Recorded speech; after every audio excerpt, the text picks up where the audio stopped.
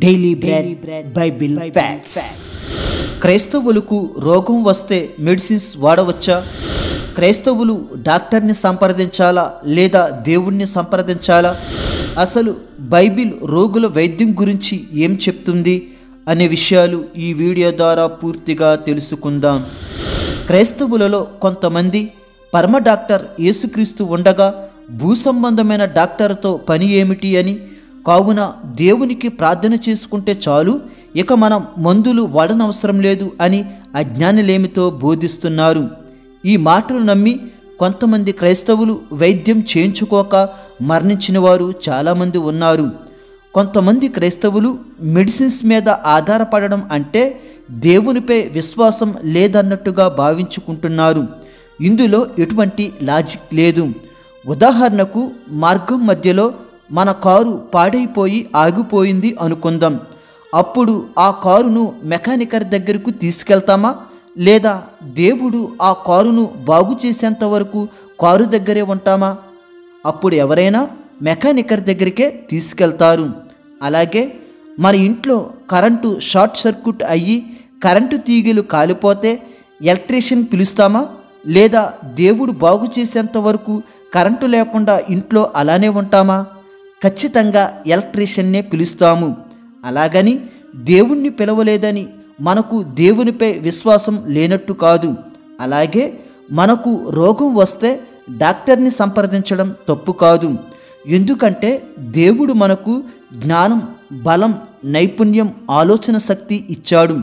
వీటిని ఉపయోగించుకుని మనం ప్రమాదాల నుంచి బయటపడాలి. మనం బద్ధకంగా, సోమరితనంగా ఉండి దేవుని యొక్క అద్భుతాలను ఆశించకూడదు. దేవుడు కల్పించిన వనరులను ఉపయోగించుకోవాలి. కావున క్రైస్తవులు మెడిసిన్స్ వాడవచ్చు, డాక్టర్ని సంప్రదించవచ్చు. ఎందుకు అనేది ఇప్పుడు లేఖనానుసారంగా మీకు తెలియజేస్తాను. కావున ఈ వీడియోను చివరి వరకు వీక్షించి లైక్ చేసి సబ్స్క్రైబ్ చేసుకోగలరు. ఇప్పుడైతే మనం అల్లోపతి అయిన ఇంగ్లీష్ మెడిసిన్స్ వాడుతున్నాము. కానీ పూర్వం రోజుల్లో అయితే ఆయుర్వేదానికి సంబంధించిన ఔషధ మొక్కలు మరియు ఔషధ తైలాలు రోగులు ఉపయోగించేవారు. ఏది ఏమైనా రోగులకు ఉపయోగించే మందులలో దేవుడు సృష్టించిన ప్రకృతిని ఉపయోగించుకునే మానవులు మందులు తయారు చేస్తున్నారు. దేవుడు సృష్టించని వాటిని సృష్టించి మందులు తయారు చేయడం మానవులకు అసాధ్యం. యెహెజ్కేలు 47వ అధ్యాయము 12వ వచనం. నదీ తీరమున ఇరుప్రక్కల ఆహారమిచ్చు సకల జాతి వృక్షములు పెరుగును, వాటి ఆకులు వాడిపోవు, వాటి కాయలు ఎప్పటికీ రాలవు. ఈ నది నీరు పరిశుద్ధ స్థలములో నుండి పారుచున్నది గనుక ఆ చెట్లు నెలకు కాయలు కాయును, వాటి పండ్లు ఆహారమునకును వాటి ఆకులు ఔషధమునకును వినియోగించును. ఈ లేఖనం ప్రకారం దేవుడు భూమి మీద సకల జాతి వృక్షములను మొలిపించాడు. ఈ చెట్లు ఫలాలు తినడానికి మరియు వాటి ఆకులు ఔషధాలకు వినియోగించేలాగన దేవుడు సృష్టించాడు. ఒకవేళ దేవుడు మానవులు మందులు వాడకూడదు అనుకుంటే ఔషధ మొక్కలను దేవుడు సృష్టించాడు. అప్పుడు పూర్తిగా దేవుని మీద ఆధారపడేలాగన దేవుడు చేద్దును. కానీ ఔషధ మొక్కలు దేవుడు సృష్టించాడు అంటే రోగులు వాటిని ఉపయోగించుకోవడానికే దేవుడు కలగజేశాడు.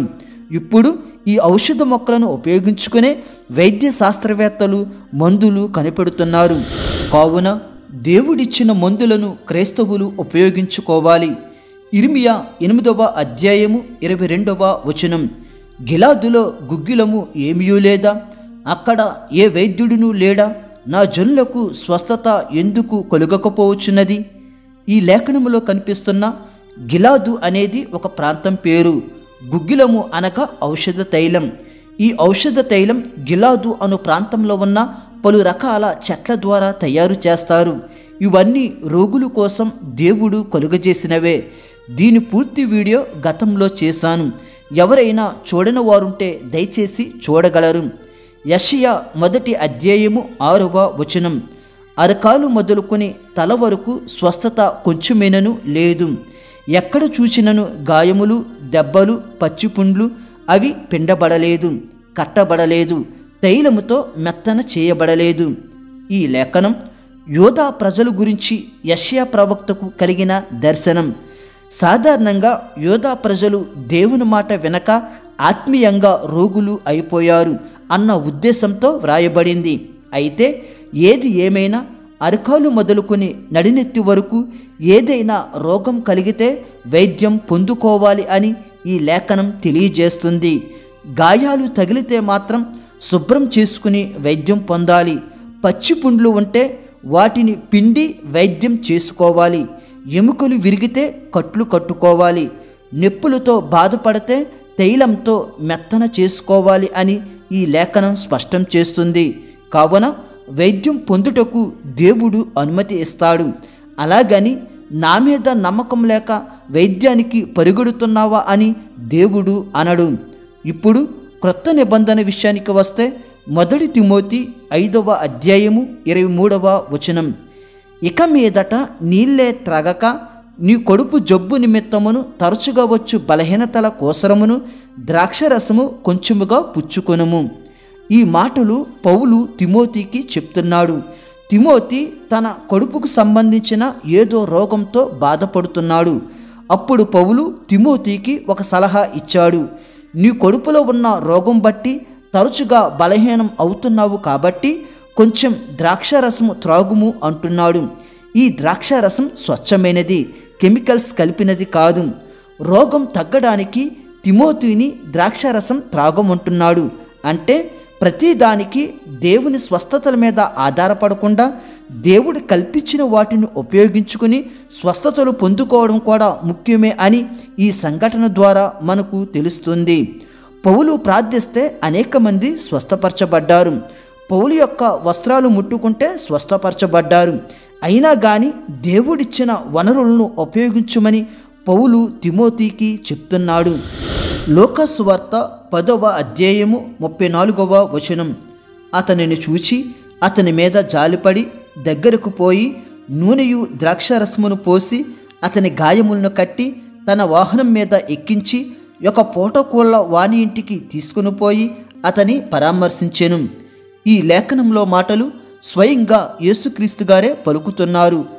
దొంగల చేతిలో కొట్టబడి కొర ప్రాణంతో ఉన్న వ్యక్తిని ఒక సమరయుడు చూసి అతనికి వైద్యం చేశాడు. ఆ వైద్యంలో భాగంగా నూనె ద్రాక్షరసాన్ని ఉపయోగిస్తాడు. ద్రాక్షరసం గాయంపై పోయడం వల్ల గాయంపై ఉన్న క్రిములు నాశనం అయిపోతాయి మరియు గాయం శుభ్రం అవుతుంది. కావున ద్రాక్షరసం క్రిమినాశకానికి ఉపయోగిస్తారు. అలాగే గాయంపై నూనె వ్రాసాడు. నూనె అనేది గాయం నుండి ఉపశమనం కలిగించి నొప్పిని తగ్గిస్తుంది. ఈ విధంగా నూనె ద్రాక్షరసం ఉపయోగించి సమరయుడు ఆ వ్యక్తికి వైద్యం చేశాడు. ఈ విషయాన్ని స్వయంగా యేసుక్రీస్తు గారే చెప్తున్నారు. కావున వైద్యం పొందడం తప్పు లేదు. అలాగే వైద్యులను భూమి మీద కలగజేసేది దేవుడే. వైద్యశాస్త్రంలో నైపుణ్యం మరియు ఔషధాలు ఎలా తయారు చేయాలో దేవుడే జ్ఞానం ఇస్తాడు.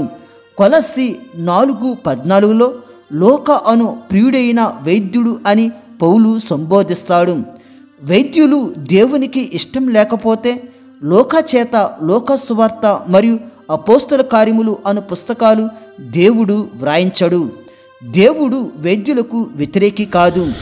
అలాగే నెహెమ్యా 3:8లో ఔషధ జ్ఞానియగు హనన్యా మనకు కనిపిస్తాడు. ఇతడు యెరూషలేము యొక్క ప్రాకారాల పనిలో నియమించబడ్డాడు. ఒక వైద్య నిపుణుడు దేవుని సేవలో వాడబడ్డాడు. దీని ప్రకారం వైద్యులంటే దేవునికి ఇష్టం అని మనకు అర్థమవుతుంది. ఆ వైద్యులను రోగులు సంప్రదించడం తప్పు కాదు. మత్తయి సువార్త 9వ అధ్యాయము 12వ వచనం. ఆయన ఆ మాటలు విని రోగులకే గాని ఆరోగ్యము గలవారికి వైద్యుడక్కర్లేదు గదా. ఇది స్వయంగా యేసుక్రీస్తు పలికిన మాటలు. రోగులకే వైద్యుడు కావాలి, ఆరోగ్యం గలవారికి వైద్యుడు అవసరం లేదు. దీని ప్రకారం రోగం కలిగి ఉంటే వైద్యుడిని సంప్రదించవచ్చని యేసుక్రీస్తు గారే స్వయంగా చెప్తున్నారు. కావున మనలో ఎవరైనా రోగం కలిగి ఉంటే నిరభ్యంతరముగా వైద్యుడి దగ్గరికి వెళ్ళవచ్చు. కానీ ఒక కండిషన్ ఉన్నది. మనం వైద్యుడిని సంప్రదించే ముందు, అలాగే ఔషధాలు వాడే ముందు తప్పకుండా దేవునికి ప్రార్థన చేయాలి. 2వ దినవృత్తాంతములు 16:12. ఆస తన ఏలుబడి యందు 39వ సంవత్సరమున పాదములలో జబ్బు పుట్టి తాను బహుబాధపడినను దాని విషయంలో అతడు యెహోవా యొద్ద విచారణ చేయక వైద్యులను పట్టుకొనెను. ఈ లేఖనంలో ఆస అనే యూదారాజు కనిపిస్తున్నాడు. ఇతడికి 39 సంవత్సరాలప్పుడు పాదంలో ఏదో జబ్బు వస్తే దేవునికి మొర్ర పెట్టకుండా వైద్యులను సంప్రదించాడు. అయినా ఆ రోగం తగ్గక మరణించాడు.